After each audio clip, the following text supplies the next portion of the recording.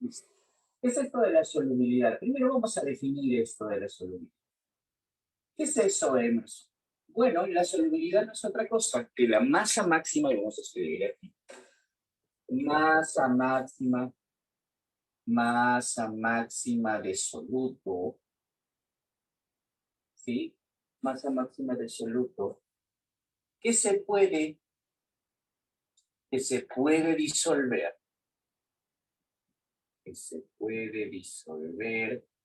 en 100 gramos de solvente,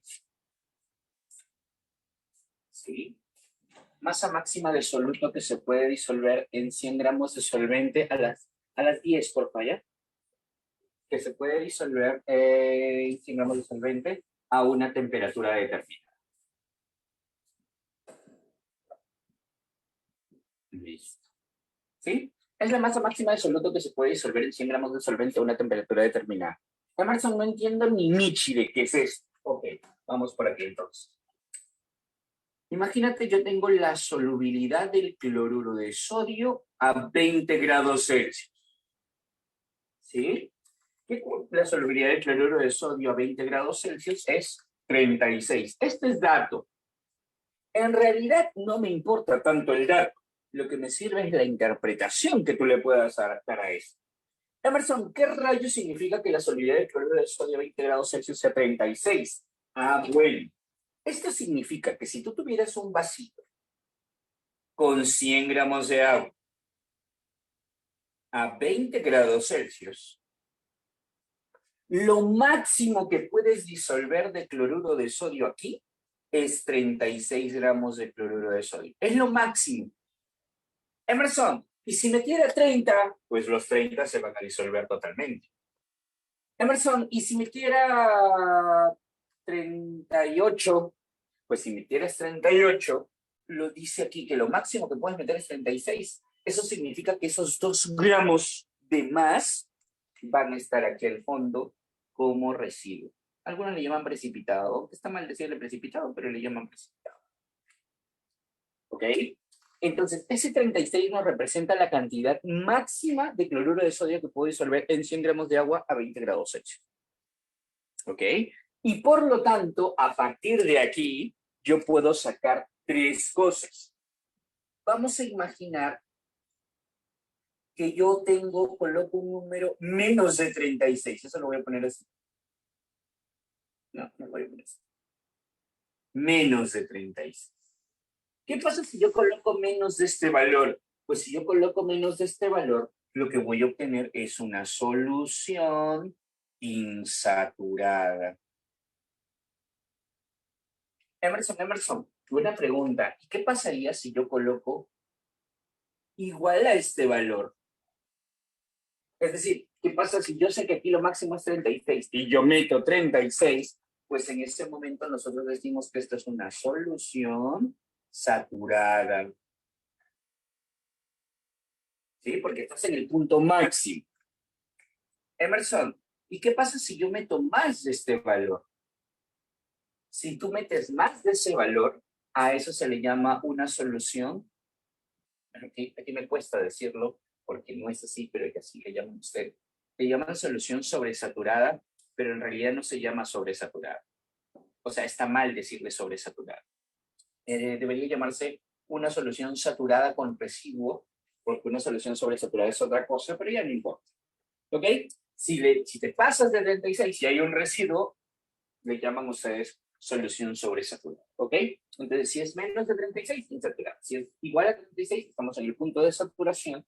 Y si es mayor a 36, es una solución sobresaturada. ¿Ok? Ahora, Emerson, tengo una pregunta. ¿Y ese dato de solubilidad siempre me lo van a dar? Sí. A veces te lo dan de dato directo y a veces te lo dan en forma de curvas. ¿Sí? A veces te lo dan en forma de curvas. Entonces, ahí va la vaina. ¿Cómo interpreto una curva? Y es justamente lo que vamos a ver ahora. ¿Cómo interpretar una curva de solubilidad? Entonces, mira, por ejemplo, quiero proyectarte ahorita una curva de solubilidad. A ver, separar la anterior. Déjame buscarlo un ratito.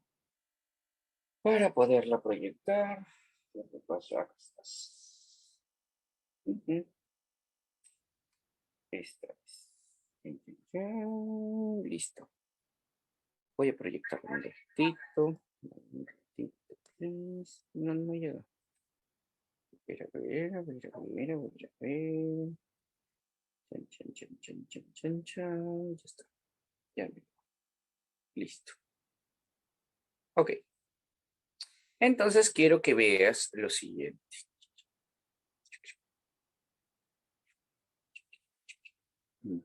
Está. Listo. Esta, por ejemplo, es una curva de solubilidad. ¿Ok?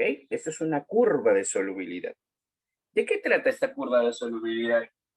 Bueno, ingeniero, no sé si te das cuenta que abajo en el eje X está la temperatura y arriba en el eje Y está el dato de solubilidad.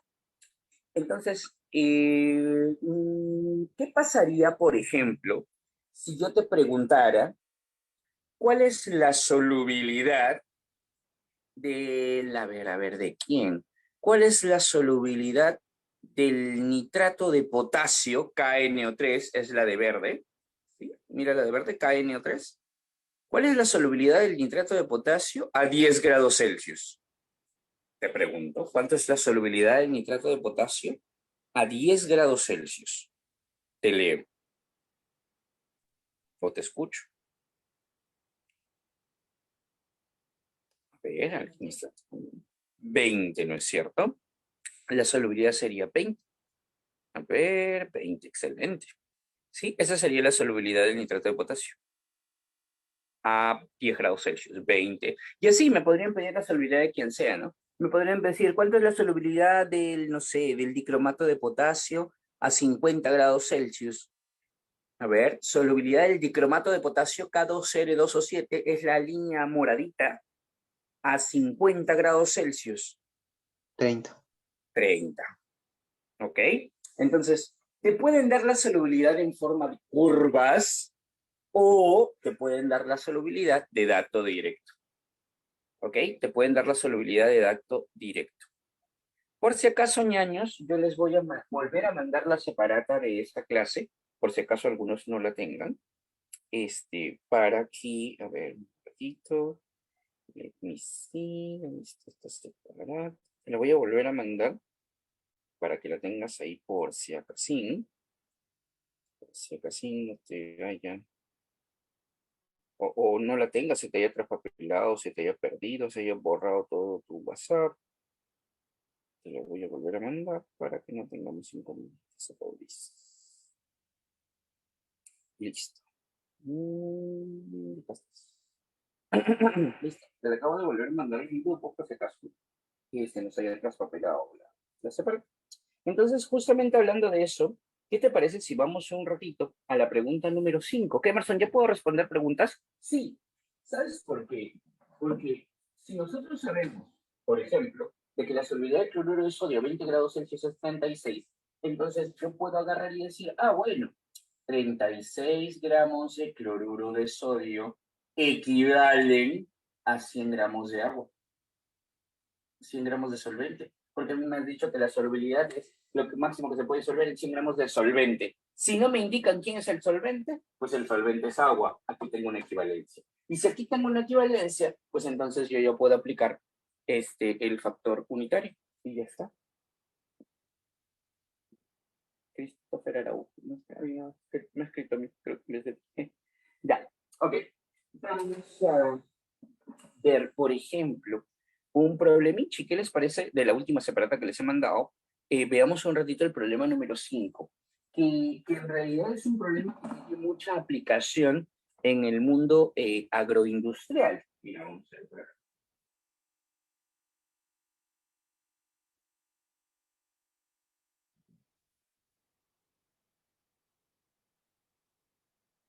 Yo tengo una pregunta, ingenieros, ¿han visto este tema en clase? ¿Se han hablado de este tema en clase? ¿Lo han tocado en laboratorio, en teoría? ¿Tu profe ha hablado algo sobre solubilidad? No me dice. No, tampoco, Diego. ¿No? Cuando hicieron soluciones Daniel dice que sí. Ok, como les digo, hay profes que lo hacen y hay otros que no. Y como el examen es masivo, pues por si acaso yo lo. Ok. Vamos a ver el problema número 5 y te lo voy a plantear de la siguiente forma. Las personas que hacen siembras, que siembran algunas plantitas, en ocasiones tienen que echarle fertilizantes a la tierra. Pero estos fertilizantes sí o sí tienen que estar disueltos, porque si los agregan así nomás, principalmente las sales en vez de generarse como un fertilizante, en ocasiones pueden llegar a secar la tierra, por eso es que siempre tienen que estar disueltos. Vamos a imaginar, leyendo la pregunta 5, que viene un señor y te dice, ingeniero, a mí me han dicho que tengo que agregarle clorato de potasio a la tierra, ¿ok? Y yo tengo 105 gramos de clorato de potasio. Y estos 105 gramos de clorato de potasio los quiero disolver en 380 gramos de agua. Y por si acaso, este agua está a 70 grados. ¿Sí? Este es un agua que está a 70 grados Celsius. Y te dice el señor, ingeniero, como a mí me han contado que usted es de agraria, por lo tanto, me han dicho que usted me puede ayudar en esto. Si yo, imagínate, pues que viene con una bolsita, con un polvito blanco, y te he dicho, señor, este es 105 gramos de clorato de potasio, y saca pues una tinita, ¿no? Un baldecito que tiene 380 gramos de agua, y es agua caliente, es agua a 70 grados Celsius, y te pregunta a ti, ingeniero, ¿yo puedo disolver todo esto y se va a disolver todo? Lo que pasa es que si le cae un poco de sal a la tierra, me va a lograr la tierra. Entonces, ¿y yo puedo disolverlo y se va a disolver todo? Bueno, la respuesta de una persona normal sería, no sé, disuélvelo, bueno, y me cuentas. Pero, como tú eres de agraria, tienes la capacidad de poder predecir qué cosa va a pasar. ¿Qué más yo podemos nosotros predecir tranquilamente lo que va a pasar? ¿En serio? Por supuesto, porque tienes tus conocimientos de solubilidad. Entonces, ¿por dónde yo tendría que empezar? Como estamos hablando de 70 grados Celsius, lo primero que voy a necesitar es cuánto es la solubilidad del clorato de potasio a 70 grados Celsius. Y como yo sé que tú tienes tu curva, quiero que vayamos un ratito a la curva y me digas cuánto es la solubilidad del clorato de potasio a 70 grados Celsius. Cuéntame. ¿Cuánto es la solubilidad de clorato a 70 grados Celsius? Tienes la curva, ¿eh? Ya te he mandado la separata al tigre porque me digas que no hay. ¿Cuánto sale? ¿No? ¿Proyecto, por si acaso? 30 me dice Ruth, ¿están de acuerdo? Sí. Ruth me dice 30, Aladino me dice 30. Ok. 30 entonces. La solubilidad de clorato de potasio a 70 grados Celsius es 30. La pregunta del millón es, ¿y cuál es la interpretación de este 30?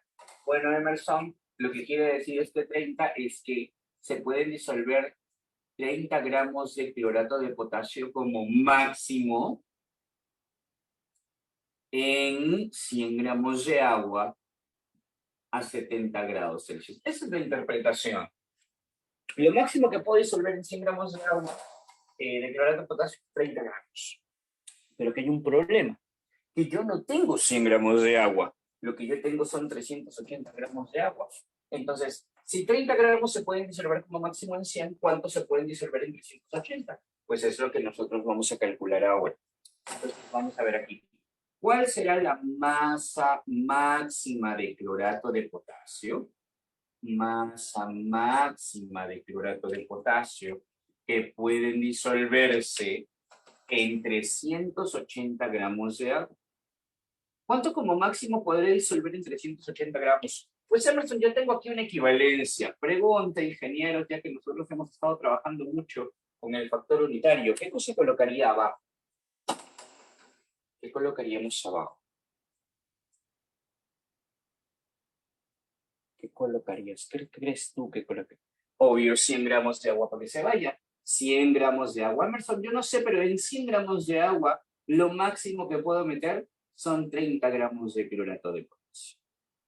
Entonces, obvio que gramos de agua y gramos de agua. Y si quieres 0 y 0 se van, y otros 0 se van, y sería 38 por 3, que me parece que sale 114. Entonces, aquí nomás, ¿ya? Esto sale 114 gramos de clorato de potasio. ¿Qué sería esto, Emerson? Este 114 gramos de clorato de potasio es lo máximo que puede entrar. ¿Y cuánto quería meter el señor? Pues el señor quería meter 105 gramos de clorato. Esto es lo que quiere meter este señor. Entonces, yo te pregunto, ingeniero, ¿se disuelve todo o no?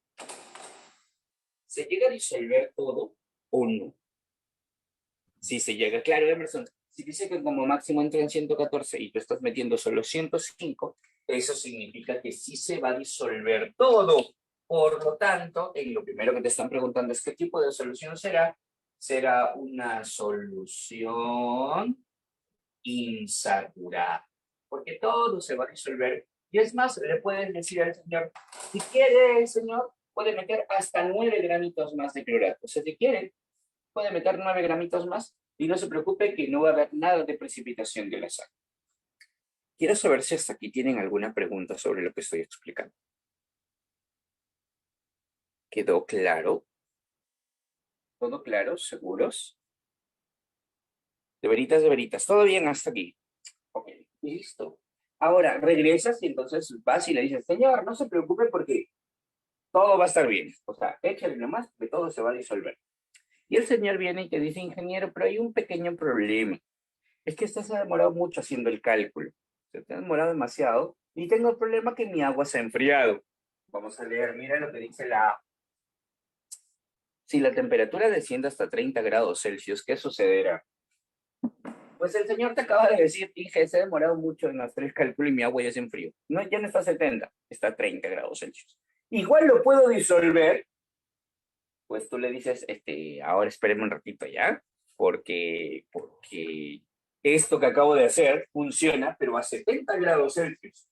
A 30 no es lo mismo, entonces déjame por si acaso hacer un cálculo y ahorita le aviso, ¿ya? Ya dije, pero no se demore mucho, porque mucho se demora. Ya, voy a hacerlo rapidito. Entonces, vamos a hacer exactamente lo mismo. O sea, tengo el mismo sistema, pero ya no está a 70 grados Celsius, sino está a 30. Eso significa que tengo que ir otra vez a mi curva a sacar la solubilidad del clorato de potasio a 30 grados Celsius. Entonces, dale. ¿Puede decirme, por favor, cuánto es la solubilidad del clorato a 30 grados Celsius? Gracias, Rosita. Muy bien. La solubilidad del clorato sería 10. ¿Estamos bien? Esto sería 10.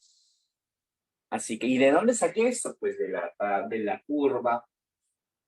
¿Y qué significa eso? Que 10 gramos de clorato de potasio como máximo se van a disolver en 100 gramos de agua a 30 grados Celsius. ¿Estamos bien? Entonces, vamos por aquí.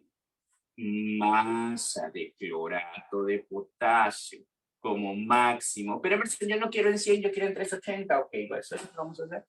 ¿Cuánto de clorato como máximo se va a disolver en 380 gramos de agua? Sabiendo yo que en 100 gramos de agua, que es lo que iría abajo, pueden entrar como máximo 10 gramos de clorato de potasio. Entonces ya estamos peñando. Se fue. Y eso sale, creo que sí se ve rapidito, 38 gramos de clorato de potasio como máximo.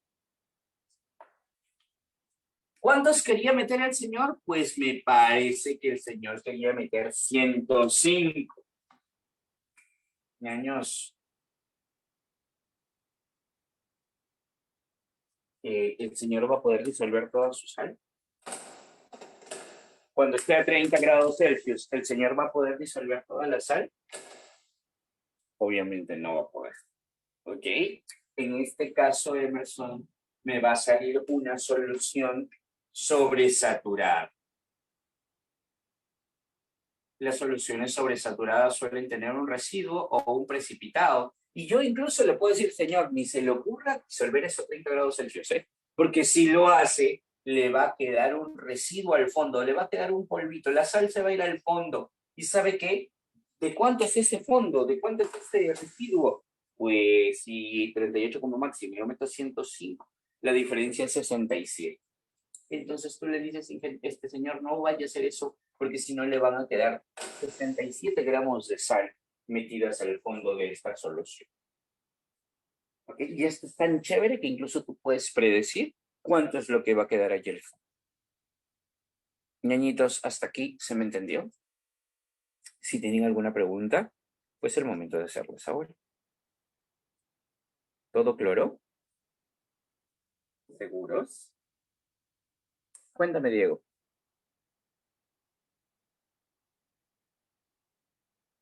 Cuéntame, Diego. Y bueno, Enrique. ¿De dónde sacó el 30 y el 10? Ok. Este 30 y este 10, Diego, salieron de la curva de esta de aquí. Y eso está en la separata. Esta curva, niño. Busca el clorato de potasio, que es esta línea de naranja que está aquí abajo. Y si te das cuenta, a 30 grados Celsius es 10 la solubilidad de clorato. A 70 grados Celsius es 30 la solubilidad de clorato de potasio. De aquí es donde sacamos la curva, los datos de 30 y 10. ¿Quedó? Ok. ¿Más preguntas? De nada, Diego. ¿Todo bien? Ok. Pero hay una parte C. Profe, lo de la curva siempre me la darán. Susana, o te dan la curva o te dan el dato de manera directa. O sea, o te lo ponen como curva o te dan el dato. Una de las dos cosas. ¿Ok? Ya, profe. Te viene de manera directa a veces el dato ya, sin buscar curva, o si no, te dan una curva así como las que yo te acabo de decir. Ok, hay una parte B. Que, bueno, me dice, ok, el señor me dice, ya hay entonces a 30 grados Celsius no puedo. No. ¿Y entonces ahora qué hago? Porque a mí me dicen que sí o sí lo tengo que disolver. Ingeniero, si sí o sí, el señor te está diciendo que sí o sí tiene que tener todo disuelto. ¿Qué le podemos proponer? ¿Qué opciones le propondría si el señor te dice que todo se tiene que disolver? Ok, a 70 sí se pudo, a 30 no se puede. Que le eche más agua sí es una opción, Rosita. Y la otra opción es calentar. La otra opción es que caliente esto. Ya, y obviamente si la pregunta es, ok, ¿quieres que caliente? ¿Hasta qué temperatura quieres que caliente? Porque yo sé que a 70 esto me da una insaturada, a 30 esto es una sobresaturada. ¿A qué temperatura tendría que calentar? ¿A qué temperatura tendría que calentar para que la solución sea saturada? Ok. Entonces, ahora la vaina está en que yo tengo 105 gramos de clorato de potasio en 380 gramos de agua, pero la temperatura es la que no sé. Y ahí viene la vaina. ¿Cómo, Michi, ahora puedo yo hallar esa temperatura? Si se supone que con eso yo tenía que buscar en la tabla. Bueno, chicos, vamos a pensar en alguna cosita. Si esta es la curva del clorato de potasio, sino que lo que yo normalmente hacía era agarrar y medir la temperatura, de la temperatura venía aquí al punto y de aquí medía la solubilidad. Pues si quiero la temperatura, lo primero que yo necesito es saber cuánto es la solubilidad. De la solubilidad vengo al punto y de aquí vengo a medir la temperatura. Pero ahora la pregunta es, ¿cómo, Michi, voy a sacar yo la solubilidad? Pues siendo que la solubilidad es la masa máxima, voy a poner aquí. Es la masa máxima de clorato de potasio, masa de clorato de potasio máxima, que se disuelve en 100 gramos de agua. La solubilidad es la masa de clorato de potasio máximo que se disuelve en 100 gramos de agua. Pero Emerson, yo lo que quiero es disolver 105 gramos de clorato en 380 gramos de agua. Ok, eso es lo que vamos a ver por ahí. Pues Emerson, yo lo que necesito es que se disuelvan 380 gramos de agua en 105 gramos de cloruro de potasio. Eso es lo que yo necesito. Y vamos a ver, pues, entonces, cuánto de máximo de clorato de potasio se van a poder disolver en 100 gramitos de agua. Así que yo creo que voy a multiplicar el 100 por 105 entre 380. ¿Me pueden ayudar con ese cálculo, por favor? 100 por 105 entre 380. Gracias, Kimberly. 27.63. Muy bien, Ruchita. 27.63. ¿Pero qué es esto? Esto es la masa máxima de clorato que se puede disolver en 100 gramos de agua. O sea, de alguna u otra forma, esta es la solubilidad del clorato de potasio. Esta es la solubilidad del clorato de potasio a una temperatura que yo no conozco, es 27.63. ¿Qué vamos a hacer ahora? Pues con esta solubilidad vamos a llevarla a nuestra curva de clorato de potasio. Vamos a poner aquí 27.63 y vamos a leer la temperatura. ¿Me pueden decir aprox cuánto es esa temperatura, por favor? Obviamente no se va a ver exactito, obviamente, pero aproximadamente cuánto sería esa temperatura, Ñe? Pregunto. ¿Cuánto sería esa temperatura? No necesito exactito, tu profe tampoco te va a pedir exactito, porque no se puede, ¿no? Para darte exactito tendría que darte unas curvas mucho más precisas. 68 me dice. 68. Sí, profe, por ahí. Por ahí, Entre ¿no? 67 y 68, sí. 68, ok. Entonces aquí lo que vamos a hacer es temperatura aprox 67, 68 grados. 67, 68 grados Celsius aproximadamente. Christopher está diciendo que le manden la separación. La última que mandaba. Ok. Chicos, ¿preguntas? ¿Quedó? Ok. Profesor, Cuéntame, ingeniera. si nos dan por ejemplo, agua pero a diferentes temperaturas, o sea, se le echa cierta cantidad de agua, no sé, a 20 grados y otro cierta cantidad de agua, no sé, 80 grados, se tendría que hacer hallar una temperatura promedio entre esas dos, ¿no? De acuerdo a la cantidad que hay en cada uno. Correcto. Y ahí, Entonces tendría que aplicar calorimetría para sacar la temperatura final del agua, que nunca ha venido un problema así, pero sí podría ser. Si fuera, por ejemplo, yo un profe malulo, te pondría, claro, unas cantidades diferentes de agua, sacar la temperatura final del agua y ahí medir la solubilidad. Sí. ya, muchas gracias. Listo, Rosita. ¿Más preguntas? Pero un poco ahí el problema total es este. ¿Listo? ¿Preguntas? ¿Ninguna? Ok, listo. Media hora de solubilidad, más o menos era lo que tenía planeado hacer.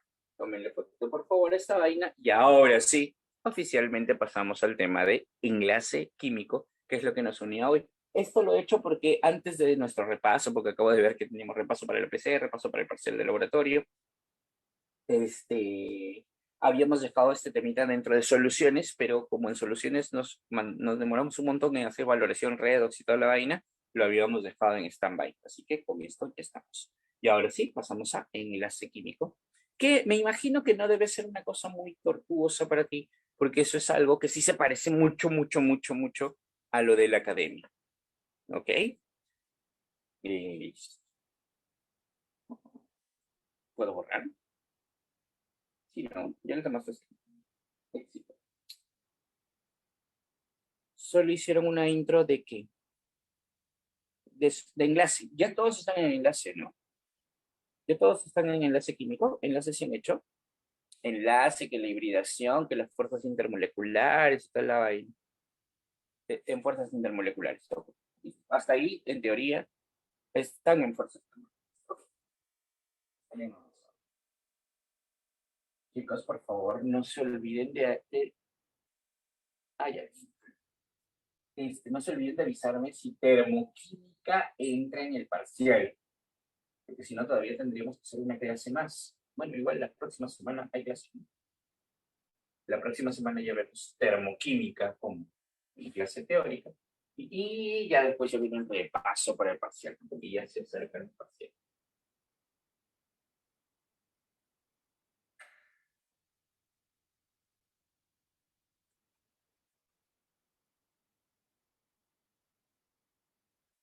Listo. Entonces, para hablar de enlace químico, de esto de las moléculas polares, apolares, primero vamos a justamente recordar esta cosita. Cuando hablamos, voy a empezar por ahí, cuando hablamos de la polaridad de una molécula. Ojo que esto es diferente a hablar de la polaridad de un enlace. No es lo mismo un enlace polar y apolar que una molécula polar y apolar.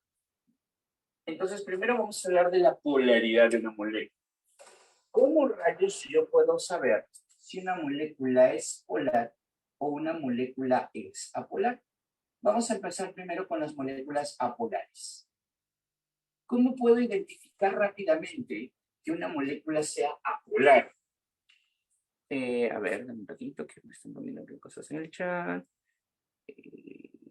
Ya empezaron con termoquímica. Figueroa dice que ya empezó con termoquímica. Ok, bueno, termoquímica es nuestra clase de la siguiente semana. O sea, igual sí o sí vamos a avanzar con termoquímica. Listo. Una molécula apolar es aquella molécula que cumple con dos condiciones. Ojo, debe cumplir con las dos. Primera condición, que sea simétrica. Emerson, espérate. ¿Qué rayos significa que una molécula sea simétrica? Hay muchas polémicas al respecto de esto de la simetría, pero digamos que nosotros lo vamos a resumir algo recontra rapidito. Si todos los elementos alrededor del central, todos los elementos alrededor del central son iguales. Si todos los elementos alrededor del central son iguales, entonces yo digo que es una molécula simétrica. Pero no solamente debe cumplir eso, sino además debe cumplir de que el átomo central no debe tener pares libres. Átomo central sin pares electrónicos libres.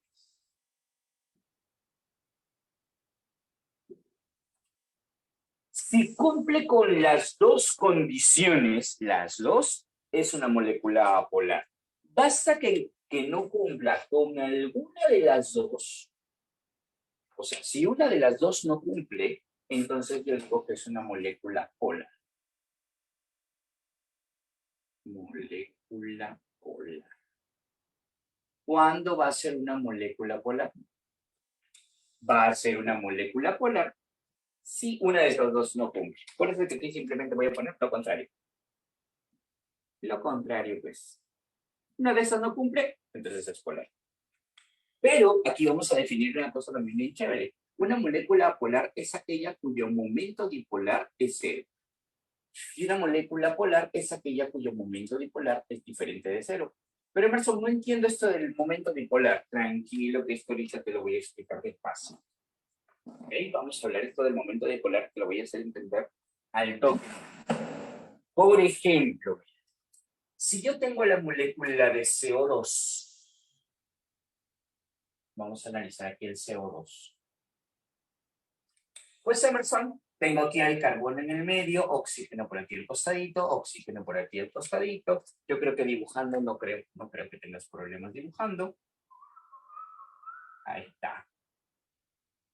Listo. Te hago una pregunta, ingeniero. ¿Esta molécula es simétrica? Sí, porque todos los elementos que están alrededor del central son iguales. Así que sí es simétrica. ¿El átomo central no tiene pares libres? El átomo central no tiene pares libres. O sea que esta es una molécula apolar.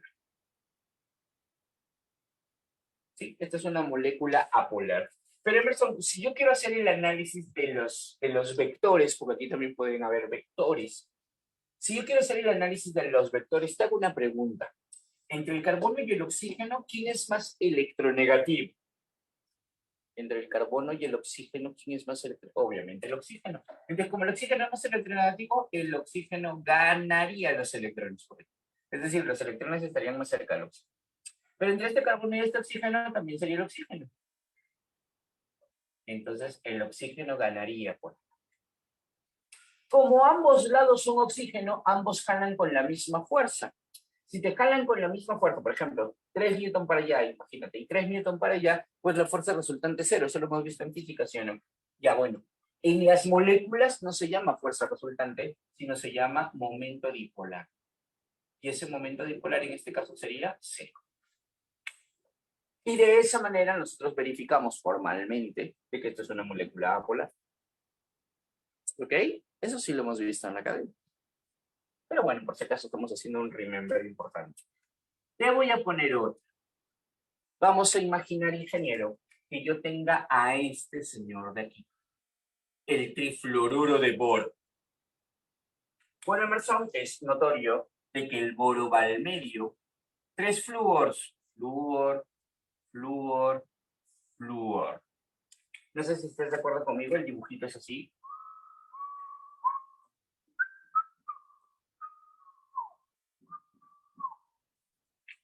Emerson, ¿por qué lo pones así? No sé si estás de acuerdo conmigo. El boro tiene hibridación sp2 y como es sp2 tiene que tener forma trigonal planar. ¿Te acuerdas de eso, no? Trigonal planar. Academia nuevamente. Emerson, a ver, ¿es simétrica? Sí, porque todos los elementos alrededor son iguales. ¿El átomo central no tiene pares libres? Correcto, el átomo central no tiene pares libres. O sea que esta es una molécula apolar. Pero Emerson, quiero demostrar físicamente de que esto es una molécula apolar. Bueno, sí podemos hacer. Entre el boro y el flúor es más electronegativo. El flúor es más electronegativo. El flúor es más electronegativo. Pero también estos vectores se cancelan. Vamos a ver. Si nosotros queremos hacer un análisis vectorial, imagínate que aquí sea una fuerza F, por aquí tengas una fuerza F, por aquí tengas una fuerza F. Estos son los vectores. No sé si estás de acuerdo conmigo que por física, ¿sí o no que el ángulo aquí es 120 grados? Hay una teoría en física que si nosotros tenemos dos vectores divididos por un ángulo de 120 grados, estos dos me pueden generar una resultante por el medio que tiene exactamente el mismo módulo. Esa es teoría de vectores, ley de seno si quieres. Y si tiene el mismo módulo y este F va para arriba y este F va para abajo, estos dos se cancelan también. Y por lo tanto la fuerza resultante es cero. O sea que estamos demostrando que esta molécula es apolar, porque las moléculas apolares tienen momento resultante cero. O sea, el vector de todas las fuerzas aquí debe ser cero. Chicos, ¿me entendieron esto de aquí? Esto es de academia, ¿no? Pero igual por si acaso, ¿ha quedado claro? ¿Tienen alguna preguntilla? Sí, ¿no? Academia pura y dura. Yo voy a borrar esto de aquí por si acaso. Excelente. Ahora, salud. Ahora, Emerson, ¿y un ejemplo de una molécula polar? A ver, vamos por aquí. Si nosotros tuviéramos, eso es algo que también nos preguntan. Vamos a imaginar que tengamos esta cosa de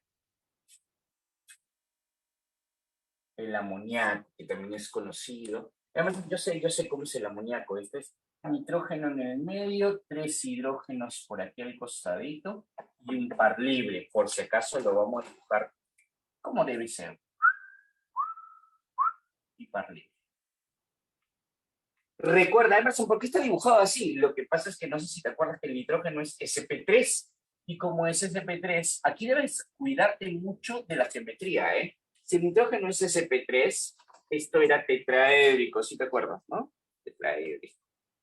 Entonces, en cada una de estas cositas están los hidrógenos y aquí arriba está el par libre. ¿Sí? Hidrógeno, hidrógeno, hidrógeno, por si acaso, para que lo veas en el espacio. Esto es como una figurita en el espacio. ¿Sí? Estos están en el espacio. Es como un trípode, como el trípode. ¿Sí? Es un trípode. ¿Ok? Por si acaso no lo hayas visto. Ahora analicemos. Entre el nitrógeno, vamos a analizar. ¿Es simétrica? Sí, porque todos los elementos que están alrededor del central son iguales. ¿El átomo central no tiene pares libres? Bueno, Emerson, ahí es donde la fregó. Porque este sí tiene pares libres. Por eso es que esto es una molécula polar. Pero, Emerson, ¿y qué pasa si mi profe me dice que yo indique los vectores? Que indique los momentos también te puede decir. Bueno, entre el nitrógeno y el hidrógeno, ¿quién es más electronegativo? Entre nitrógeno e hidrógeno, el nitrógeno es más electronegativo. Eso significa que el nitrógeno ganaría. El nitrógeno ganaría. El nitrógeno ganaría. Y entre el nitrógeno y el par libre, escúchame bien lo que te voy a decir. Entre cualquier elemento y un par libre, el par libre siempre gana. Entonces, no sé si te has dado cuenta aquí, que es como que todos están yendo hacia el nitrógeno y de ahí todos están yendo al par libre. ¿Tú crees que se eliminarán entre ellos? Ni fregando, ¿sí o no? No se eliminan entre ellos, Emerson. Aquí sí va a quedar un vector resultante hacia algún lado. Como aquí sí va a quedar un vector resultante hacia algún lado, entonces naturalmente aquí el momento dipolar no va a ser cero. Por eso es que la molécula es polar. ¿Ok? Entonces, digamos que tal vez algunos de ustedes se está aburriendo, dicho, pero este Emerson, esto sí lo hemos visto en la academia, este análisis sí lo hemos hecho en la academia, ok. ¿Por qué acá sí lo estamos aburriendo así? ¿Por qué? Porque una de las cosas importantes acerca de esto es que nos lleva a lo que son las fuerzas intermoleculares. Antes de mencionar esto de las fuerzas intermoleculares, me parece importante decirte que el hecho de que vayan con vectores aquí, eso implica de que puedan tener aquí cargas aparentes. ¿Cómo así, Emerson? Lo que pasa es que, por ejemplo, este oxígeno, que es más electronegativo, él va a tener carga aparentemente negativa. Y este tendría carga aparentemente positiva. Y este tendría carga aparentemente negativa. O sea, se generan por ahí como que unas carguitas, correcto. Pero en este caso, como ellos se eliminan, ahí es donde aparece esta zona apolar. En este caso, sí, no, porque aquí como que todos los vectores están yendo al nitrógeno. Él tiene una carga aparentemente negativa, que eso se llama polo negativo, y él tiene una carga aparentemente positiva, que esto se llaman los polos positivos. Las moléculas polares sí generan polos, por eso se llaman moléculas polares. Las moléculas apolares, los polos se cancelan entre sí, por eso es que estos son apolares, no hay polos. Y a mí que me importa, lo que pasa es que este entendimiento de las polaridades, nos ayuda a que entendamos lo de las fuerzas intermoleculares que vamos a analizar por aquí. Antes de ir a las fuerzas intermoleculares, tengo una pequeña observación.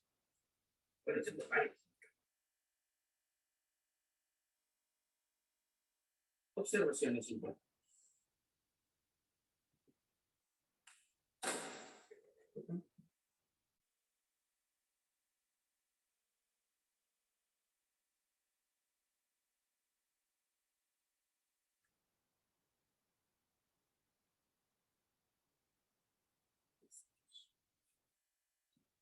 Observaciones de Buda. Bueno, si te has dado cuenta, tanto para las moléculas polares y apolares, estas siempre tienen que ver con el átomo central. ¿Sí? Estas siempre tienen que ver con el átomo central. La pregunta del millón es, ¿qué pasaría si no hubiera átomo central? ¿Cómo determino la polaridad? Ok. Vamos a poner una cosa importante. Para moléculas diatómicas. Para moléculas diatómicas. O sea, moléculas de solo dos átomos. ¿Sí? Para moléculas diatómicas. El tipo de enlace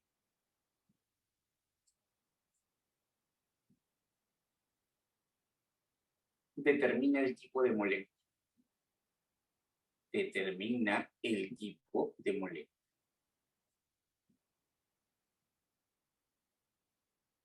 ¿Sí? Para moléculas diatómicas, el tipo de enlace determina el tipo de molécula. Emerson, no entiendo. Ok, ¿qué pasará, por ejemplo, si a mí me dijeran qué tipo de molécula es este señor de aquí? Tú dirás, escucha, pero eso no es obvio. Pues si quieres, dibújalo. Cloro con cloro, Emerson, es una molécula diatómica. Espero que no te hayas olvidado de una cosa importante. Chicos, ¿cómo se llama el enlace entre dos átomos que son iguales? ¿Qué tipo de enlace es? ¿Es un enlace A o PO? ¿Cómo se llama el enlace entre dos átomos que son iguales? Es un enlace apolar. Ok, este es un enlace apolar. Como es una molécula diatómica y él es un enlace apolar, entonces en este caso la molécula también será una molécula apolar. ¿Estamos bien? ¿Pero por qué? Ah, porque es una diatómica. Yo sé que en las moléculas diatómicas el tipo de enlace me determina el tipo de molécula. Solo en las diatómicas. Lo mismo, por ejemplo, si yo tuviera este señor de aquí, al SO, al anhidrido hiposulfuroso. Si yo dibujo esta vaina,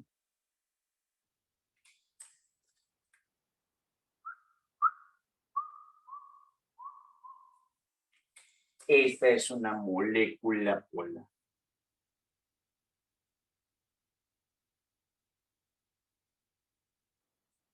¿Por qué? Porque este es un enlace polar y por lo tanto una molécula polar. ¿Estamos bien? Observación que me parece importante. Otra cosa importante que debo decirte, ¿sí? Otra cosa muy importante que debo decirte, es que todo hidrocarburo, absolutamente todos los hidrocarburos, en este caso vamos a poner aquí, todo hidrocarburo. Y si por si acaso ahí no tienes claro qué cosa es un hidrocarburo es un compuesto que tiene solamente carbono e hidrógeno. Todo hidrocarburo es una molécula apolar. Cualquier hidrocarburo habido y por haber va a ser siempre una molécula apolar. Lo digo porque en ocasiones se pueden poner así compuestos monstruosos, pero no tienen nada que ver. Los compuestos monstruosos grandotes que tú detectas que solamente tengan carbono e hidrógeno, pues simplemente son apolares.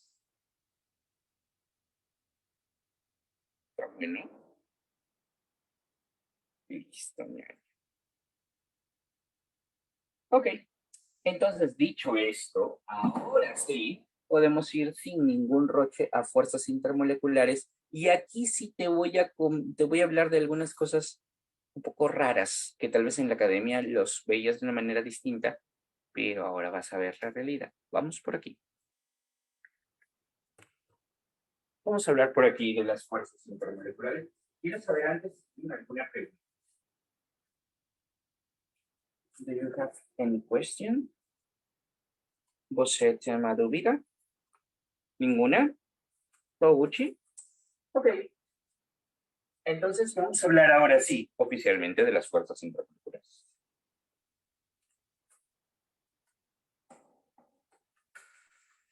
Bueno.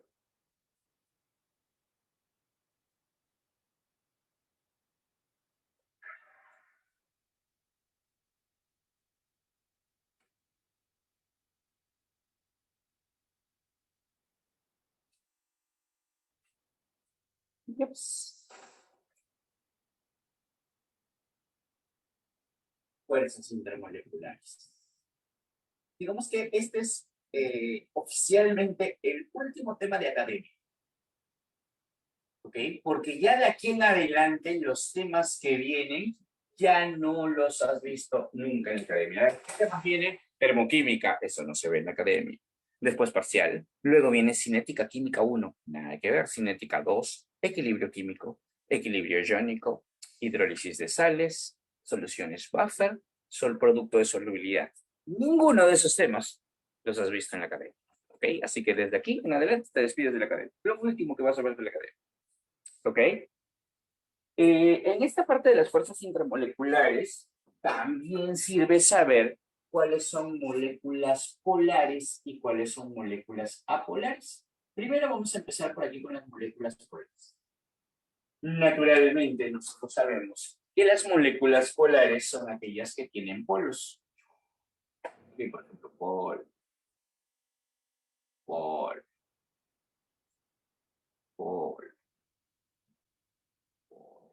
Ya está.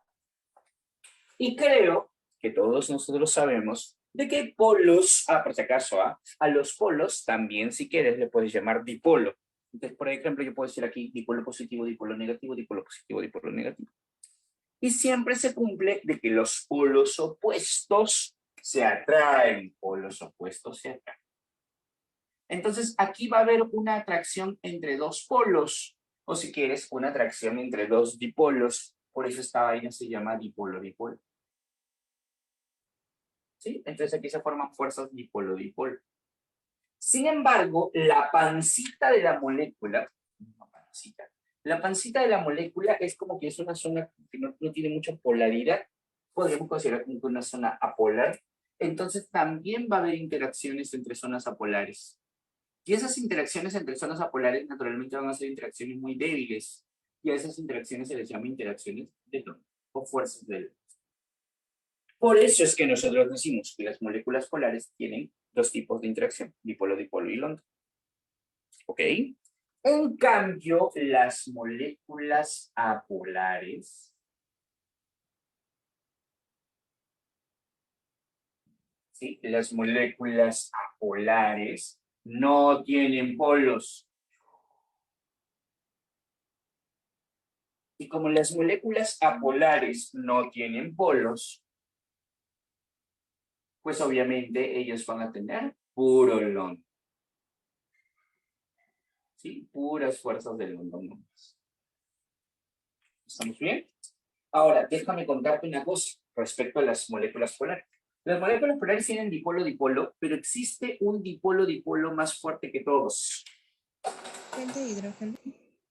Existe un dipolo-dipolo más fuerte. ¿Y cómo se llama ese dipolo, si quieres llamarlo? Ese dipolo-dipolo especial. Ese dipolo-dipolo especial se llama enlace puente-hidrógeno, mal llamado enlace, o simplemente fuerza puente-hidrógeno.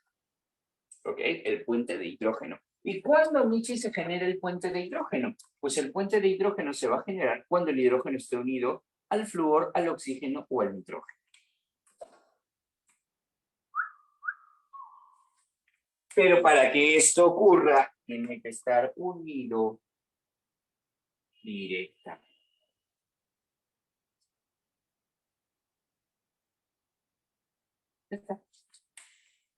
Para que eso pase, el hidrógeno tiene que estar unido directamente al flúor, al oxígeno o al nitrógeno.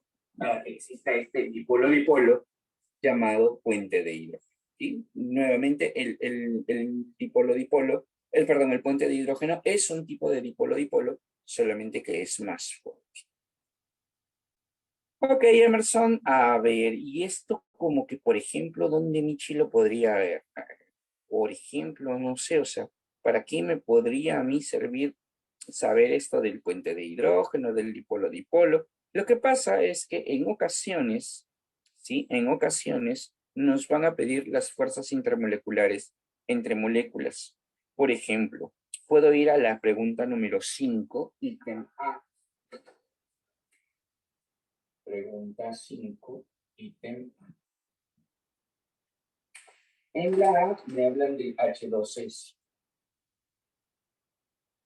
Bueno, Emerson, ya, pues aquí lo único que tendría que hacer es dibujar para saber si la molécula es polar o apolar, correcto. Entonces, por aquí como que azufre, hidrógeno, hidrógeno, y aquí como que enlace simple, y aquí los pares libres. Entonces, yo tengo una pregunta respecto a él. ¿Esta es una molécula A o PO? Pregunto. ¿Es una molécula A o PO? Muy bien, Eduardo. Polar. Es una molécula polar. Y si es una molécula polar, pues Emerson, yo ya sé que las moléculas polares tienen dipolo-dipolo y London. Ahora, cuando tengas dipolo-dipolo, es importante preguntarnos si es un dipolo-dipolo normal o un dipolo-dipolo especial llamado puente de hidrógeno. Bueno, en este caso el hidrógeno está unido con el azufre. Dice que va a tener puente de hidrógeno solo cuando el hidrógeno está unido directamente al flujo, oxígeno y nitrógeno. En este caso el hidrógeno está con el azufre. Ah, y antes es un dipolo-dipolo normal, común y corriente. ¿Ok? Era un dipolo-dipolo normal. Por ejemplo, podemos ir un ratito a la C y luego vamos a ir a la E. En el caso de la C, Emerson, me hablan del tetrabromuro de carbono. Esto sería una cosa así. No se olviden, ñaños, de no graficar como en la academia. ¿Ah? El tetrabromuro de carbono es así. Tetraédrico, porque el carbono es sp3. ¿Ok? Lo único que sí yo agarro y te pregunto, ¿este tetrabromuro de carbono es una molécula A o es una molécula PO?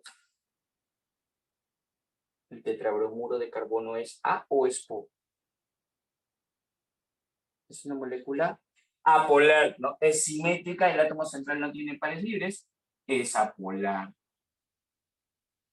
Y si es apolar, Emerson, pues eso significa de que esta solo tiene fuerzas de London. Nada más. ¿Sí? Esta tiene fuerzas de London, nada más. Es todo lo que tiene. Allá. Y en la E vamos a ver al amoníaco. Nuevamente, tal vez esto ya lo has visto y analizado en la academia. No lo están pidiendo. En la E, Emerson, el amoníaco ya lo dibujaste, ya. Vamos, por si acaso.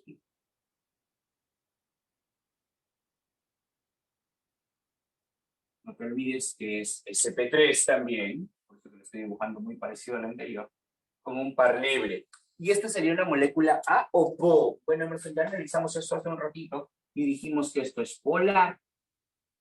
Y si es una molécula polar, pues entonces, Emerson, esta debe tener dipolo, dipolo y London. Pero no te olvides de lo que yo te acabo de decir hace un ratito. Te dije que si es dipolo-dipolo, analice si es un dipolo-dipolo normal o un dipolo-dipolo especial. Bueno, es especial siempre cuando el hidrógeno esté unido al fluoro, oxígeno y nitrógeno de manera directa. Y en este caso el hidrógeno está con el nitrógeno de manera directa, por lo tanto, este dipolo-dipolo no es un dipolo-dipolo normal común y cualquiera, sino es un puente de hidrógeno. En este caso hay puente de hidrógeno. Chicos, ¿tienen alguna pregunta hasta aquí? ¿Quedó claro? Más o menos, ahí se va. Cuéntame todo y exagera, por favor. Profe, una pregunta. ¿Ahí solamente tendría fuentes de hidrógeno y también London o London ya no? Sí tendría el London. Sí tendría el London. Porque es una molécula polar. Ahora, en el caso de la pregunta, te está diciendo que señales a la fuerza intermolecular predominante. La predominante es la más fuerte. En este caso sería la dipolo-dipolo. Aquí la London, que es la única que hay. En este caso, la puente de hidrógeno. Si te preguntan la predominante, es la más fuerte. Me piden que repita la C. Ok, la C, esta de aquí. Bueno, lo que pasa es que esta de aquí es una molécula simétrica, ¿sí? Porque todos alrededor son iguales. Y el átomo central no tiene pares libres, por eso es que es apolar. Y nosotros ya sabemos que las apolares, ¿qué tipo de fuerzas tienen nomás? London. Las polares tienen dipolo, dipolo y London. Las apolares solo tienen London. ¿Ok? Más preguntas, por favor. Tal vez algo que no haya quedado claro por allí. ¿Me cuentan? ¿Todo claro? ¿Seguros? Ok. Ok. Entonces, pues, ¿qué les parece si vamos un ratito a la pregunta? A ver, déjame ver por aquí.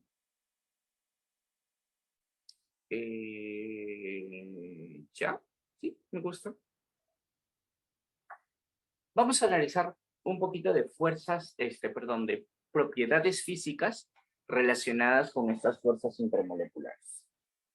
¿sí? Vamos a hablar de propiedades físicas relacionadas con respecto a estas fuerzas intramoleculares. Chicos, ¿sí quedó claro esto de aquí, no? Como te digo, sí, yo sé que hay algunos de ustedes que ya esto lo manejaron en la academia, pero por si acaso estamos recordándolo así bien despacito nomás, para saber sacar las fuerzas intramoleculares. Listo, ya le tomaron fotos, por si acaso voy a regresar. Tómale fotos al güey.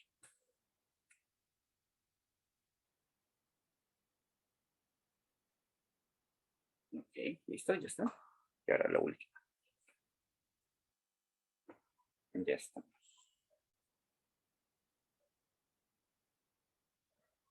La foto por si acaso. Ya está. Ok. Por aquí vamos a analizar algunas propiedades físicas que tengan que ver con este mundo de las fuerzas intermoleculares.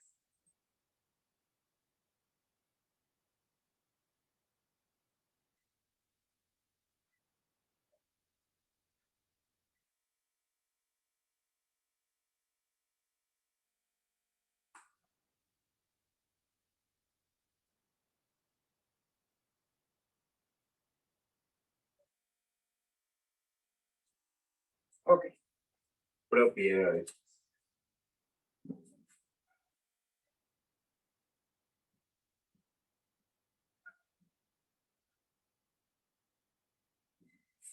Si estarás de acuerdo conmigo, ingeniero, de que las London son las más débiles de todas. Luego de las London siguen las dipolo-dipolo. Y luego de las dipolo-dipolo siguen las puentes de hilo.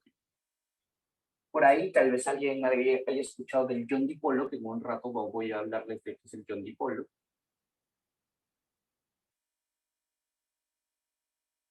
Por ahí tal vez alguien haya escuchado el enlace iónico, que eso sí lo hemos visto recontra, visto en la academia. Y finalmente el enlace metálico, que es la interacción más poderosa de todas. Pues, ¿no?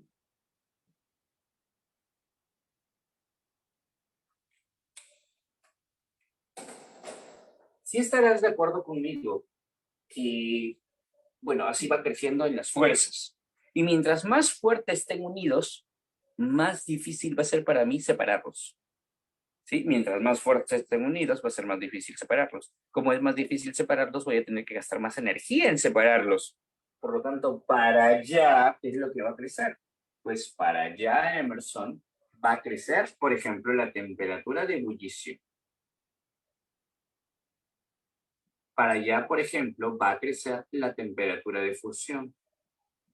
Para allá, por ejemplo, también crecería la viscosidad. ¿Por qué no? La densidad también. ¿Sí? Si aquí te preguntan, ¿quién tiene mayor temperatura de ebullición? El que esté más fuertemente unido. Pero no todas las propiedades crecen hacia la derecha. También hay propiedades que crecen hacia la izquierda. Es decir, mientras más débilmente estén unidas, más crece esa propiedad. Emerson, como por ejemplo, la volatilidad. ¿Y qué es esa vaina? La volatilidad es la facilidad con la que un líquido se convierte en vapor.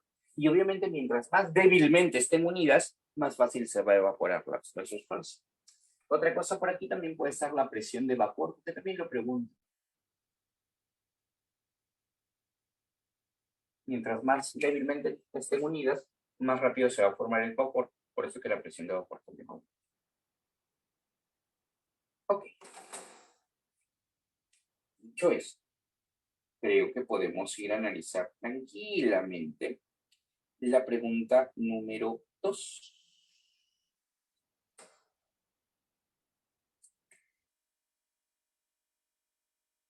Dice la 2. Ordene las sustancias en orden creciente a su punto de ebullición. Quede en orden creciente al punto de ebullición. Vamos a analizar. En la A dice CH3 o CH3. A ver, vamos a poner aquí. CH3, yo lo voy a dibujar, o CH3.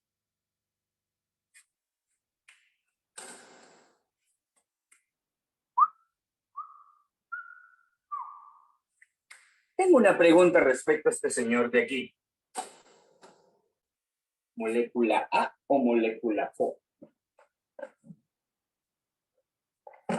A o PO. Molécula A o molécula PO. Es una molécula polar. Puedes hacerlo de dos formas. La primera es que el átomo central tiene pares libres.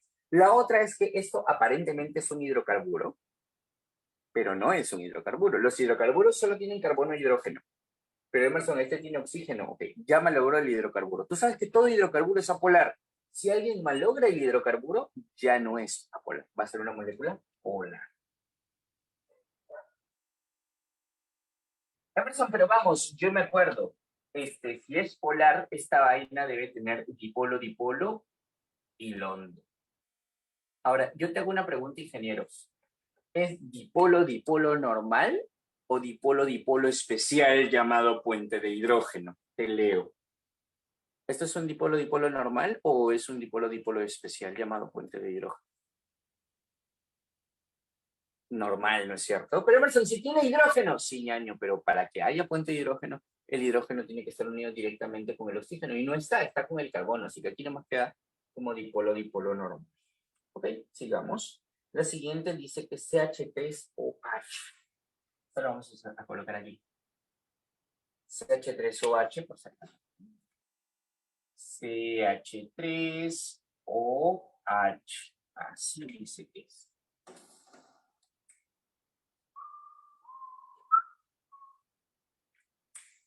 Pregunto, ¿molécula A o molécula PO?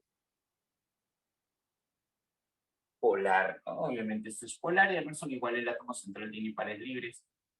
Ahora, esto debe ser dipolo, dipolo y London. Entonces, nuevamente pregunto, ¿dipolo, dipolo normal o dipolo, dipolo especial llamado puente de hidrógeno? Pregunta, ¿dipolo, dipolo normal o dipolo, dipolo especial llamado puente de hidrógeno? Emerson, aquí sí es especial porque, mira, el hidrógeno está con el oxígeno y si el hidrógeno está unido con el oxígeno de manera directa, este señor no es un dipolo, dipolo normal, es un dipolo, dipolo especial llamado puente de hidrógeno. ¿Muy bien? Entonces este señor tiene puente de hidrógeno y London. Hasta aquí nomás, si a mí me preguntaran, entre él y él, ¿quién tiene mayor punto de ebullición? Pues sería él, porque él tiene puente de hidrógeno, él tiene el London, dipolo, dipolo. Va a ser más fuerte esto de aquí, por lo tanto va a ser más difícil de separar. Hasta ahorita él tendría mayor punto de ebullición. Si es que fuera entre ellos dos, ¿no? C y D, bromo y yodo. Eso está fácil. La C tiene el bromo 2. Esa recontra facilita, ñaño. Es diatómico y los diatómicos son iguales encima. Ñaño, a ver, Susanita me está haciendo una pregunta. Vamos a ver qué me dice Susanita. Profe, entonces es polar solo por el oxígeno que interfiere que sea una molécula orgánica, ¿no? Así es, Susanita. Chicos, este bromo 2 es molécula A o molécula PO. Muy bien, Ruth. ¿Es A o es PO este bromo 2? Es apolar, ¿cierto? Este es apolar, porque Emerson hace un rato me hablaste de las moléculas diatómicas. Y si es apolar, este tiene solo London. Y por acá tengo el yodo 2, también el mismo chiste, Emerson. Este también es apolar. Y si es apolar, pues esto solo tiene London. ¿Y ahí cómo voy a analizar las fuerzas intermoleculares? Ya ahora vamos a hablar. Ya vamos a imaginar que nada más nos pidan comparar entre ellos dos. ¿Sí? Vamos a imaginar que solamente nos pidan comparar entre ellos dos. ¿Qué criterio entra aquí? Okay. Como son apolares y solo tienen London, ¿sabes qué influye aquí? El tamaño. ¿Ok? El tamaño es muy importante, es extremadamente importante. Pero Emerson, a mí me habían dicho que el tamaño no importa. Te han mentido, ingeniero. El tamaño es extremadamente importante. Que de verdad, sí, muy importante. Pero Emerson, ¿por qué? Lo que pasa, ingenieros, es que imagínate que tengas una molécula polar así y tengas otra molécula polar igualita. Entre estas apolares va a haber fuerzas de London.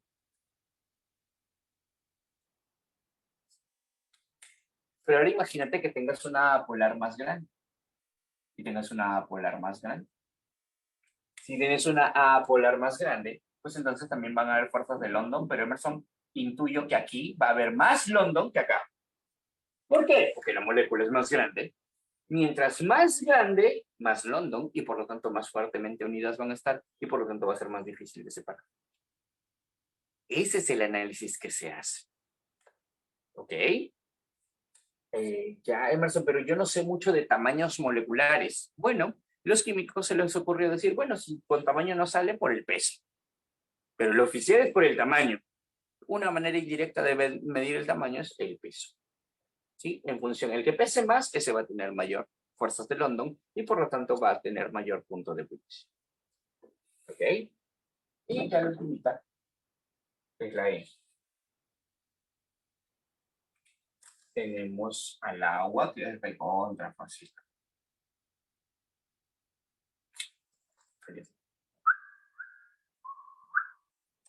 Emerson recontra fácil, esto es polar.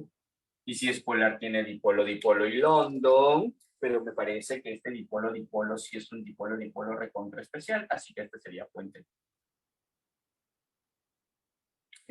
Ya sabes sacar las fuerzas intermoleculares. Chicos, ¿hasta aquí alguna pregunta?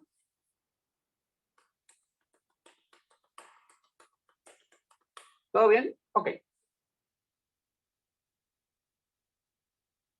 De estas 5, ¿cuál es la que tiene mayor punto de ebullición? Bueno, naturalmente la que tenga puente de hidrógeno, pero Emerson, hay un problema, acá hay 2 que tienen puente de hidrógeno. Ahora es una cosa muy importante saber cómo se manejan esos puentes de hidrógeno. Solo que en este caso el puente de hidrógeno puede ir por este lado. Por aquí se puede formar puente de hidrógeno. Este hidrógeno no directamente con el oxígeno. Pero en el caso del agua, el puente de hidrógeno lo puedes formar por aquí. Y el puente de hidrógeno lo puedes formar por aquí. O sea que hay 2 posibilidades de puente de hidrógeno. Aquí nada más hay una, aquí hay 2. Por lo tanto, aquí va a haber una mayor cantidad de puentes de hidrógeno, una mayor posibilidad de formar puentes de hidrógeno. Y eso le da mayor punto de ebullición. Por eso es que vamos a colocarlo en orden. ¿Quién es el que tiene mayor punto de ebullición? Tú vas primero. Tú vas segundo. Luego tengo esta que tiene dipolo, dipolo, y esto es London, London. Ah, pero esta siempre tiene dipolo, dipolo. Y luego tengo con puras London. Bueno, aquí entra el tamaño, no sé si te acuerdes, entre el bromo y el yodo. No necesito que me digas quién es o cuánto es, sino que solamente me digas quién pesa más entre ellos 2. Entre el bromo y el yodo, ¿quién pesa más? Es que en la tabla periódica está flúor, cloro, bromo, yodo. Entonces se nota quién pesa más. ¿Quién pesa más, el bromo o el yodo? Yodo pesa más, ¿no? Entonces, como tú pesas más, tú tendrás mayor punto de ebullición, tú irías como cuarto y finalmente tú irías como quinto. Eso es todo. Chicos, preguntas, por favor. Preguntas. ¿Quedó claro? ¿No quedó claro?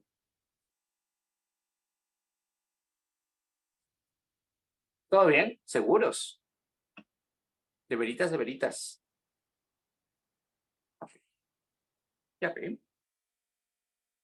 Ok. Veamos emociones un poquito más intensas. Me gusta esto de aquí. A ver. Vamos a ir un ratito a la pregunta número...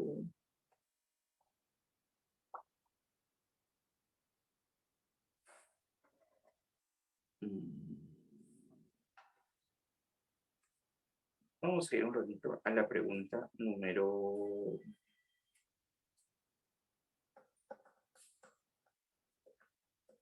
Ya la 19 sí lo voy a hacer, pero antes voy a analizar la pregunta número 9. A ver, me están haciendo una pregunta aquí en el chat. ¿Por qué era mayor la E? Me dice Oscar. ¿Por qué era mayor la E? Lo que pasa es que este señor de aquí tiene posibilidad de formar puente de hidrógeno por aquí y por acá. En cambio, el de aquí solo tiene por aquí. Por eso él tiene mayor punto de ebullición. ¿Sí? Porque este puede formar puente de hidrógeno por aquí y por acá. Es solamente. Vamos a analizar entonces la pregunta número 9. Susanita me dice, profe, me he confundido un poco.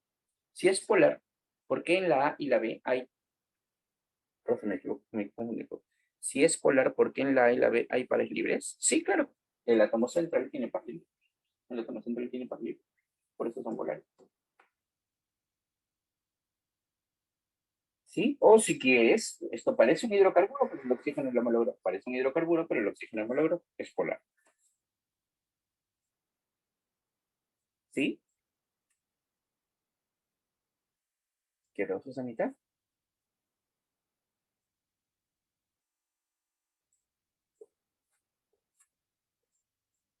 Ok. No se olviden que mañana tenemos clase de análisis matemático 1, que espero de todo corazón que les haya ido bien en su evaluación. Hoy fue tu evaluación, ¿no? Espero que les haya ido... No, ayer fue su evaluación. Mañana tenemos álgebra de funciones y composición de funciones a las 8 de la noche. Vamos. Perdón, está una hidratación violenta. Vamos por acá. Listo. En la pregunta número 9.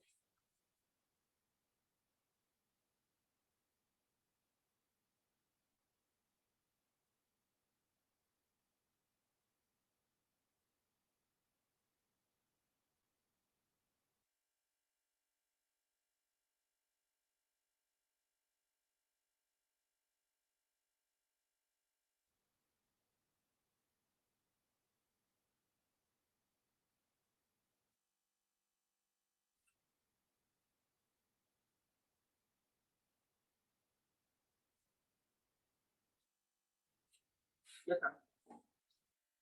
9 dice. Explica razonadamente qué tipo de enlace o fuerza intermolecular hay que vencer para fundir los siguientes compuestos: cloruro de sodio, dióxido de carbono, agua y aluminio. Está bien.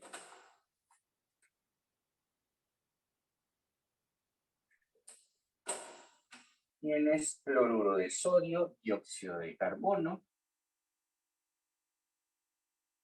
agua y aluminio.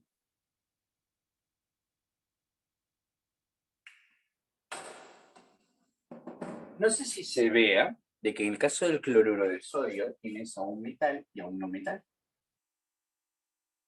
Emerson, yo me acuerdo, si es metal y no metal, aquí esto es iónico. El CO2 lo hemos dibujado son rápido y no sé si te acuerdas, pero por si acaso lo voy a volver a hacer. El dióxido de carbono es así.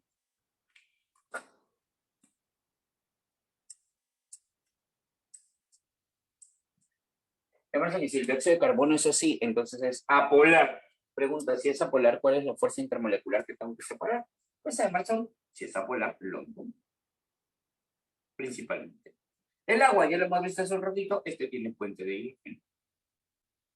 Y el aluminio es un metal nada más. Y si es un metal, pues este tendrá enlace metálico. Esas serán las fuerzas intermoleculares que habría que separar. Ahora, yo te hago una pregunta, ingeniero. Si yo te hablo de temperaturas de fusión, porque es lo que te están diciendo para fundirlos, ¿quién de estos cuatro tendrá mayor temperatura de fusión? Si te pregunto, no sé. Te voy a ayudar a ti con esta cosita de aquí. Si yo te hablo de temperaturas de fusión entre estos cuatro, cloruro de sodio, CO2, agua y aluminio, ¿quién tendrá mayor punto de fusión? Aluminio. Obvio el aluminio, porque es el más fuerte, ¿no es cierto? Entonces, obviamente, él será el más fuerte de todos. ¿Quién le seguirá? ¿Quién será el segundo?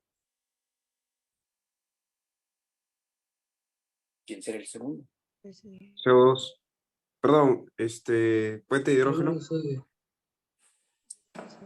El cloruro de sodio.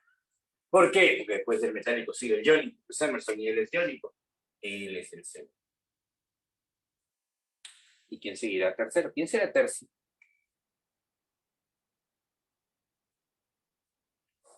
¿Quién será tercero en los puntos de fusión? Obvio el agua, ¿no? El agua será tercero. Porque él tiene puente de hidrógeno y el más débil de todos, el en puntos de fusión, ese sería el orden.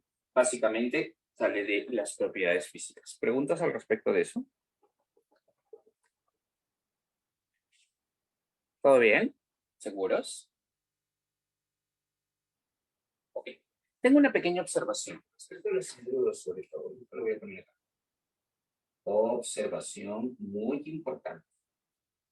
¿Sí? Extremadamente importante lo que te voy a decir. Mira aquí un ratito, ña.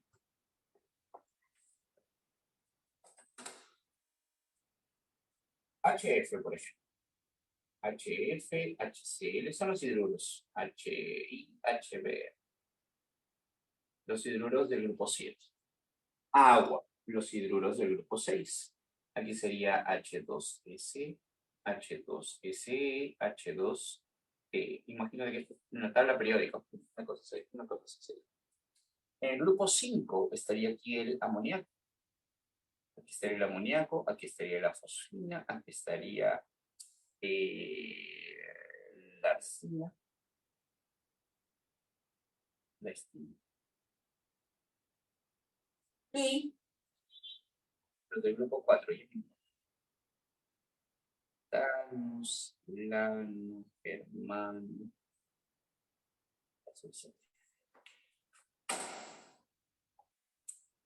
Estos son los hidruros y me parece muy importante darte unas observaciones acerca de. Normalmente, mientras más grande sea la molécula, mayor es el punto de ebullición. O sea, normalmente esta molécula debería crecer así. Y esto también va a crecer así. Y esto debería crecer así. Y esto debería crecer así. Pero Emerson, ¿aquí por qué no tomas todo? Lo que pasa es que en el caso de estos tres, ellos tres son los que tienen mayor punto de ebullición, o fusión, o lo que fuera.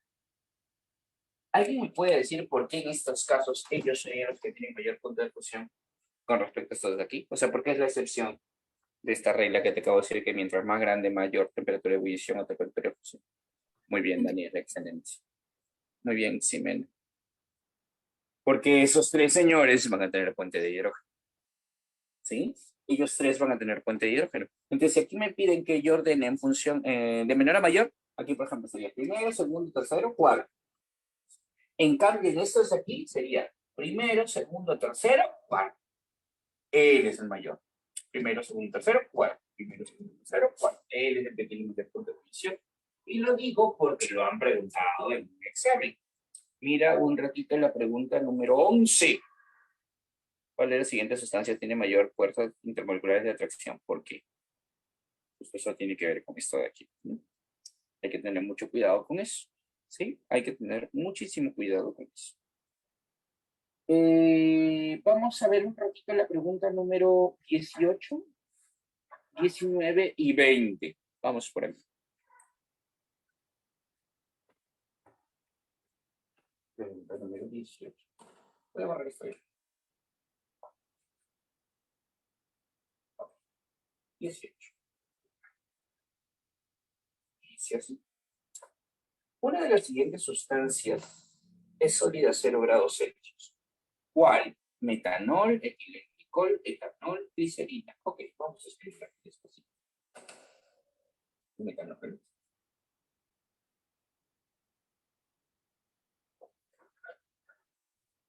Etilenglicol.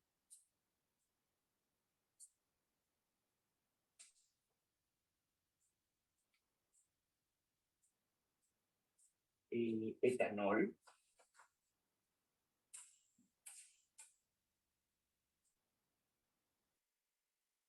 Glicerina.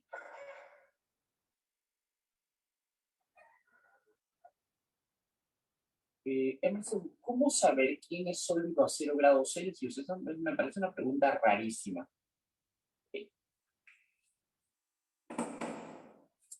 Si estás de acuerdo conmigo, de que si yo, por ejemplo, trazara una recta, y esto le llamara temperatura de fusión, y esto le llamara temperatura de ebullición,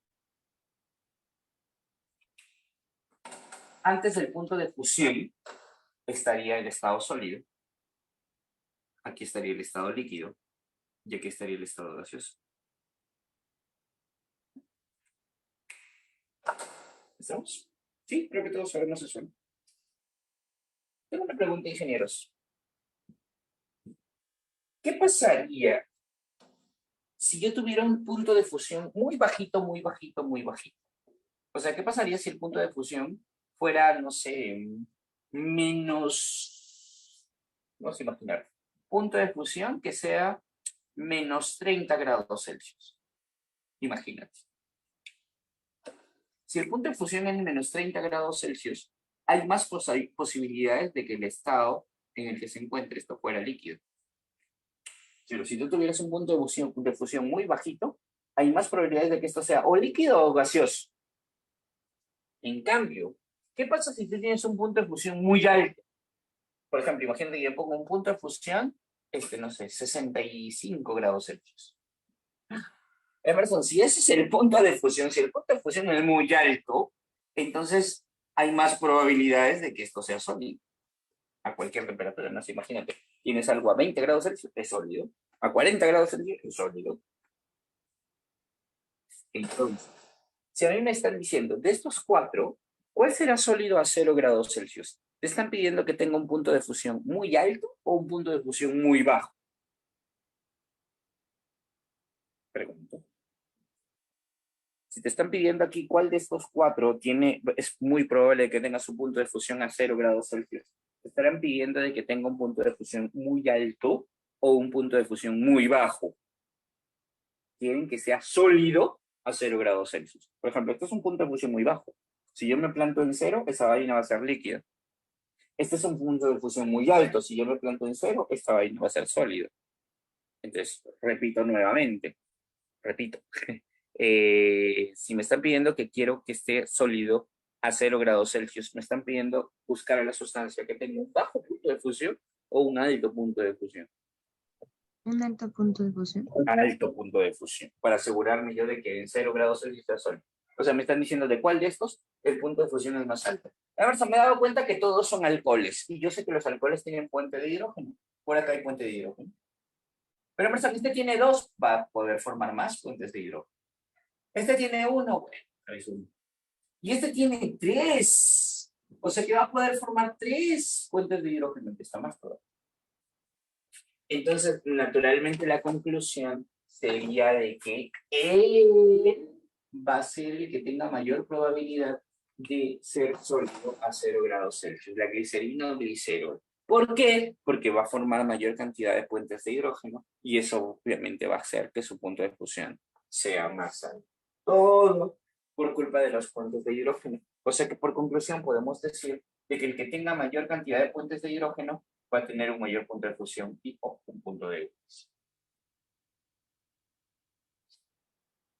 Pregunta número 15.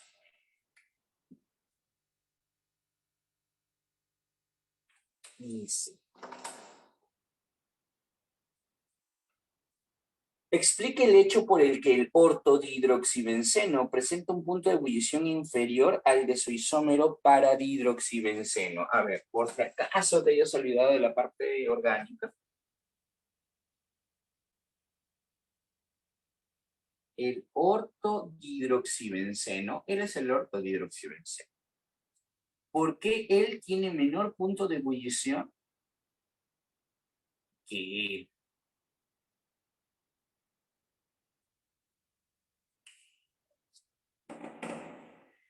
Bueno, Emerson, yo al ojo veo que los dos son polares. No son hidrocarburos, tienen oxígeno. Yo, Emerson, al ojo veo que si son polares tienen dipolo, dipolo y London. Pero ese dipolo, dipolo no se llama dipolo, dipolo, se llama puente de hidrógeno. Hasta ahí los dos tienen la misma vaina. Sí, hasta ahí los dos tienen la misma cosa. Emerson, cantidad de puentes de hidrógeno, él puede formar 2 puentes de hidrógeno. Y él también. Chales. O sea que en los puentes de hidrógeno no hay diferencia. No.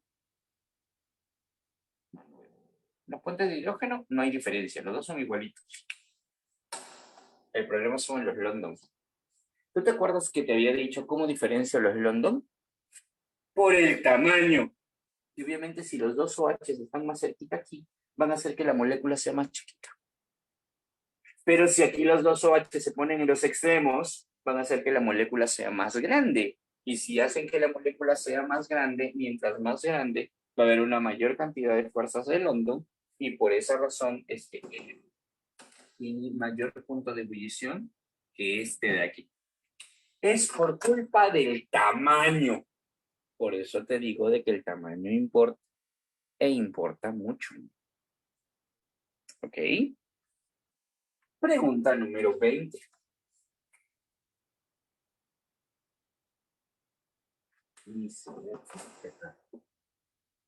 Emerson dice, ¿cuál de estas sustancias presenta una mayor presión de vapor? El octano, voy a escribirlos. Octano C8H18.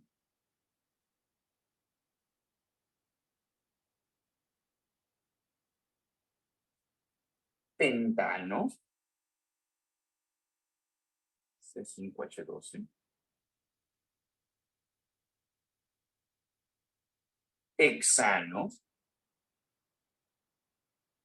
C6H14. Y heptano C7H16.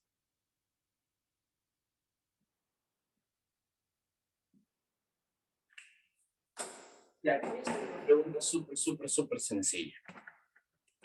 A ver, espérense un ratito, Susanita me está haciendo una pregunta.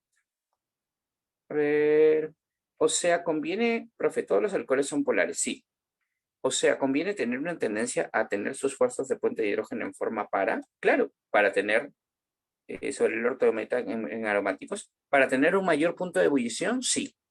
Si quieres tener un mayor punto de ebullición, el para tiene mayor punto de ebullición que un meta y tiene mayor punto de ebullición que un orto. Básicamente porque eso hace que ocupe un mayor espacio. ¿Ok? Listo. Chicos, octano. ¿Qué es el octano? ¿Molécula A o molécula PO? Pregunto. ¿Qué es el octano? ¿Molécula A o molécula polar? ¿Es A o es PO? Muy bien, Daniel. Es una molécula apolar. Pero, Emerson, ¿cómo sabes? Hay que dibujarlo, ¿no? ¿Para qué? Si es un hidrocarburo, y yo te he dicho que todos los hidrocarburos son apolares. Todos son apolares. Y como todos son apolares, pues entonces todos tienen fuerzas de London no más. Pero Emerson, qué abusivos. Si todos son fuerzas de London, ahora como Michi los voy a ordenar. Bueno, yo sé que para ordenarlos en función al punto de ebullición me conviene el tamaño. Y obviamente mientras más carbonos tengas, más tamaño vas a tener. ¿Ok? En la masa molecular. ¿Ok? Entonces, entre ellos, él sería el mayor. Luego seguiría él. Luego seguiría él. Y luego seguiría él. Emerson, claro, eso si me piden puntos de ebullición. O sea, si me piden puntos de ebullición, esta vaina tendría que ir para allá. Pero hay un pequeño problema. En el problema 20 no te están pidiendo puntos de ebullición, sino te están pidiendo ordenarlos de menor a mayor que presión de vapor. Entonces la presión de vapor iría al revés, pues Emerson. Porque según lo que hemos aprendido por acá al costadito, el punto de ebullición y la presión de vapor son inversamente proporcionales. Si para un lado crece el punto de ebullición, para el otro lado crece la presión de vapor. Entonces, naturalmente, ¿sí? Naturalmente, si él tiene mayor punto de ebullición, va a tener menor presión de vapor. Entonces, por si acaso, aquí voy a escribir, la presión de vapor va en el sentido que acabo de colocar. El más chiquito es el que tiene mayor presión de vapor. Preguntas sobre esto, ñaño.